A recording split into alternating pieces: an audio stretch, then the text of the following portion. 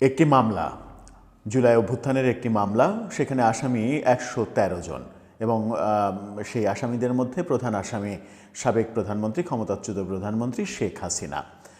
সেই মামলাটি মিথ্যা বলে প্রমাণিত হয়েছে এবং পুলিশ তদন্তে সেই মিথ্যার ব্যাপারটা উঠে এসেছে।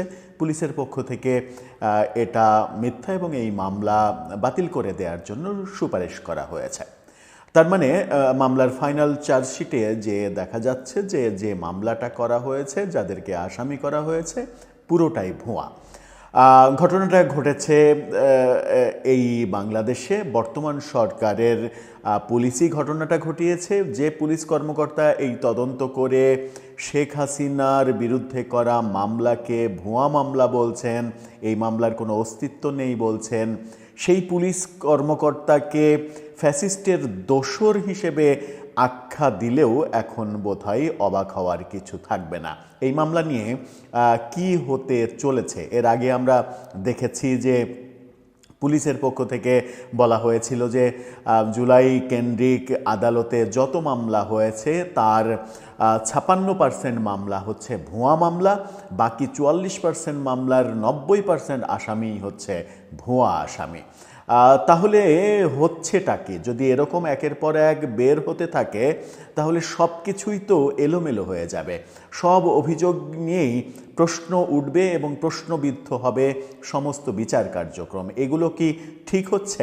ঢালাওভাবে যে শত শত হাজার হাজার মিথ্যা মামলার প্রবণতা এদেশে তৈরি হয়েছে, এর থেকে আমাদের মুক্তি কোথায়? কি ঘটল শেখ হাসিনার এই মামলা নিয়ে? কেন তাকে অব্যাহতি দেওয়ার সুপারিশ করা হলো এবং সুপারিশের ভিত্তিতে নিশ্চিত করেই অব্যাহতি দিয়ে দেওয়াও হতে পারে? চলুন একটু জেনে দেখি ঘটনার ভেতরের ঘটনা কি। থাকবেন পলিটিক্স টিভির নিয়মিত আয়োজনে।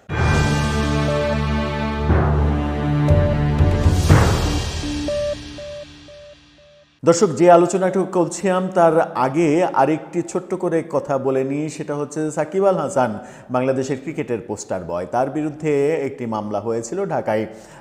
জুলাই গণ অভ্যুত্থান চলাকালে একটা হত্যা মামলার আসামি করা হয়েছিল সাকিব। যে সময় সাকিব কানাডায় ছিলেন এবং সেখানে ক্রিকেট খেলছিলেন। কানাডায় থাকা সাকিবের বিরুদ্ধে ঢাকায় হয়ে যাওয়া একটা হত্যাকাণ্ডের আসামি করা হয়েছিল, যেটাকে কেন্দ্র করে এই সরকারের সাবেক ক্রীড়া উপদেষ্টা সরাসরি সাকিব আল হাসানের বিরুদ্ধে অবস্থান নিয়েছিলেন যেন তাকে জাতীয় দলে না নেওয়া হয়। এবার ব্যাপারটা শেখ হাসিনার ব্যাপারে দেখা গেল। গণমাধ্যম কি বলছে? গণমাধ্যমের শিরোনামে বলা হচ্ছে, জুলাই গণ অভ্যুত্থান হত্যা চেষ্টা মামলা, আহতদের সন্ধান না পাওয়ায় শেখ হাসিনা সহ ১১৩ জনকে অব্যাহতির সুপারিশ। অর্থাৎ পুরো মামলাটাই ভুয়া মামলা। আসামিদের আসামি যারা যাদেরকে আসামি করা হয়েছে, যারা আসামি করেছেন, বাদী যারা, এবং যারা আহত হয়েছেন, যাদেরকে হত্যা চেষ্টা করা হয়েছিল, তাদেরকে খুঁজেই পায়নি পুলিশ। এমনকি বাদীকেও খুঁজে পাওয়া যায়নি এই মামলার। তাহলে এই মামলা করেছে কে? এটা একটা বড় প্রশ্ন। জুলাই গণ অভ্যুত্থান চলাকালে ধানমন্ডি থানার শাহেদ আলী সহ ১০ জনকে হত্যা চেষ্টা মামলায় আহতদের খুঁজে না পাওয়ায় সাবেক প্রধানমন্ত্রী শেখ হাসিনা সহ ১১৩ জনকে অব্যাহতি দেয়া হয়েছে। মেট্রোপলিটন ম্যাজিস্ট্রেট আদালত সূত্রে এই তথ্য নিশ্চিত হওয়া গেছে। Police bureau of investigation PBI এই তদন্ত করছিল। মামলার অন্য আসামিরা হলেন শেখ হাসিনার ছেলে সজীব ওয়াজেদ জয়, আওয়ামী লীগের সাধারণ সম্পাদক ওবায়দুল কাদের, সাবেক মন্ত্রী হাসান মাহমুদ, মোহাম্মদ এ আরাফাত, জুনায়েদ আহমেদ পলক, জাহাঙ্গীর কবির নানক, আওয়ামী লীগ নেতা মাহবুবুল আলম হানিফ, শামীম ওসমান, ছাত্রলীগ সভাপতি সাদ্দাম হোসেন, সাধারণ সম্পাদক শেখ এনান সহ ১১৩ জন। কারো নামই বাদ দেয়া হয়নি, যার নাম মনে এসেছে তার নামই দিয়ে দেয়া হয়েছে। আদালত সূত্র বলছে, গত ৫ নভেম্বর মামলার তদন্ত কর্মকর্তা পিবিআই পরিদর্শক শাহজাহান ভূঁইয়া তথ্যগত ভুল থাকার কথা উল্লেখ করে আদালতে চূড়ান্ত প্রতিবেদন দাখিল করেন। এই মামলার পরবর্তী শুনানির জন্য আগামী ওই সময় ৩রা ফেব্রুয়ারি দিন ধার্য করা হয়েছিল। মামলার নথি অনুযায়ী ২০২৪ সালের ৩ সেপ্টেম্বর ধানমন্ডি থানায় মামলাটি দায়ের করা হয়। অর্থাৎ আগস্টের ৫ তারিখে সরকার পতনের পরে সেপ্টেম্বরের ৩ তারিখে এই মামলা করা হয়েছিল। এজাহারে উল্লেখ করা হয় জুলাই গণ অভ্যুত্থানের সময় 4 আগস্ট সীমান্ত স্কয়ার থেকে কাজ শেষে বাসায় ফেরার পথে ধানমন্ডি 27 এলাকায় মিনা বাজারের সামনে শাহেদ আলী আহত হন। এই ঘটনায় ঢাকা কলেজ ও সিটি কলেজের কয়েকজন শিক্ষার্থী সহ মোট 9 জন আহত হওয়ার দাবি করা হয়। এই ঘটনায় শাহেদের কথিত ভাই, এখানে কথিত ভাই বলা হচ্ছে, যাকে খুঁজেই পাওয়া যায়নি, শরীফ ক্ষমতাচ্যুত প্রধানমন্ত্রী শেখ হাসিনা সহ 113 জনের নামে মামলা করেন।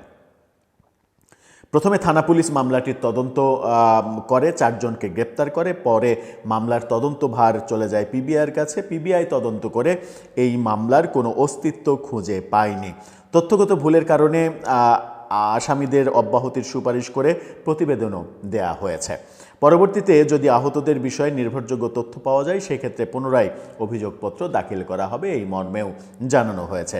তদন্ত প্রতিবেদনে জানানো হয়েছে, আহত শাহেদ আলী সহ অন্য ভুক্তভোগীদের সন্ধানে সীমান্ত square market, Dhaka college, city college এবং ঘটনাস্থলের আশেপাশের বিভিন্ন হাসপাতালে চিঠি দিয়ে তথ্য সংগ্রহ করা হয়।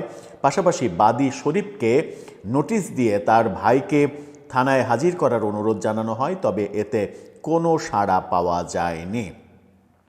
অর্থাৎ কাউকে খুঁজে পাওয়া যায়নি। যারা আহত তাদেরকে খুঁজে পাওয়া যায়নি, যিনি মামলা করেছেন তাকে খুঁজে পাওয়া যায়নি, যার যে ভাইয়ের জন্য মামলা করেছেন সেই ভাইকে খুঁজে পাওয়া যায়নি, কাউকেই খুঁজে পায়নি পুলিশ। প্রতিবেদনে আরও উল্লেখ করা হয়, বাদীর দেওয়া মোবাইল নম্বরটি অধিকাংশ সময়ে বন্ধ পাওয়া যায়। যদিও হোয়াটসঅ্যাপ নম্বর মাঝে মাঝে সক্রিয় থাকে। হোয়াটসঅ্যাপের মাধ্যমে যোগাযোগের পর কয়েকদিন অপেক্ষা শেষে শরীফ ধানমন্ডি লেকের পাশে তদন্ত কর্মকর্তার সঙ্গে সাক্ষাৎ করেন। সে সময় তদন্ত কর্মকর্তা তাকে ভুক্তভোগী হাজির করা এবং চিকিৎসা সংক্রান্ত কাগজপত্র সরবরাহের অনুরোধ জানান।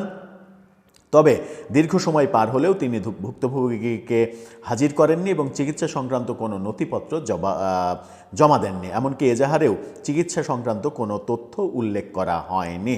এদিকে সার্বিক প্রেক্ষাপটে মামলার অভিযোগ প্রমাণে প্রয়োজনীয় সাক্ষ্য ও তথ্য না পাওয়ায় তদন্ত কর্মকর্তা শেখ হাসিনা সহ 113 জন আসামিকে অব্যাহতি দিয়েছেন। পিবিআইয়ের এই কর্মকর্তাকে এবার এই মামলা থেকে সবাইকে অব্যাহতি দেওয়ার সুপারিশ করার জন্য ফ্যাসিস্টের দোসর হিসেবে আখ্যা দিলেও অবাক হওয়ার কিছু থাকবে না। হয়তো বলা হবে যে আওয়ামী লীগের পুলিশ আবার ফিরে এসেছে, ফিরে এসে তদন্তের নামে নাটক করে আওয়ামী লীগের আসামিদের খালাস করে দেওয়ার চিন্তা ভাবনা করছে। সে যাই হোক, কিন্তু এই যে উদাহরণ তৈরি হচ্ছে, এর আগে পিবিআইয়ের তদন্তে বেরিয়ে আসলো আদালতে মামলা করা 56% মামলায় ভুয়া মামলা, বাকি 44% মামলার 90% আসামি ভুয়া আসামি। এই যে ব্যাপারগুলো উঠে এসেছে এখন পর্যন্ত, এই ব্যাপারগুলোই পুরো প্রক্রিয়াকে প্রশ্নবিদ্ধ করছে এবং বাংলাদেশের সারা দেশে জুলাই অভ্যুত্থানের পরে যত মামলা হয়েছে সেই সমস্ত মামলা প্রশ্নবিদ্ধ হয়ে যেতে পারে এরকম 2-4টা ঘটনা প্রকাশ্যে চলে আসলে। কারণ এটা অস্বীকার করার উপায় নেই। বাংলাদেশ সরকারের আইন উপদেষ্টা নিজেও স্বীকার করেছেন যে এই সরকারের সবথেকে বড় 2টা ব্যর্থতা, একটা হচ্ছে মব নিয়ন্ত্রণ করতে না পারা, আর একটা হচ্ছে মামলাবাজি, মামলার ব্যবসা বন্ধ করতে না পারা। জুলাই অভ্যুত্থান পরবর্তী সময়ে যে মামলার ব্যবসা হয়েছে, মামলা দিয়ে মানুষের কাছ থেকে কোটি কোটি টাকা হাতিয়ে নেওয়া হয়েছে, এই ব্যাপারগুলো দিনের আলোর মতো সত্য। সম্প্রতি এক জুলাই যোদ্ধাকে টঙ্গী থেকে এরকম চাঁদাবাজি মামলার ভয় দেখিয়ে বিভিন্ন জনকে চাঁদা তোলা এই অভিযোগে যখন গ্রেপ্তার করা হলো, তখন তার পক্ষে ব্যাপক আন্দোলন তৈরি করে তাকে একদিনের মধ্যে রিমান্ড বাতিল করিয়ে, জামিন করিয়ে, মুক্ত করিয়ে ছাড়া হলো। এই ব্যাপারগুলোই আমার মনে হয় যে ভবিষ্যতে বড় ধরনের প্রশ্ন তৈরি করবে, যে প্রশ্নের সমাধান আমরা হয়তো কেউই খুঁজে পাবো না। এরকম ঘটনা, অনেক সত্য ঘটনাকেও মিথ্যায় পর্যবেসিত করতে পারে, এই আশঙ্কা তো থাকছেই। দর্শক, আপনার মতামতকে এ ব্যাপারে জানিয়ে লিখতে পারেন আমাদের কমেন্ট বক্সে।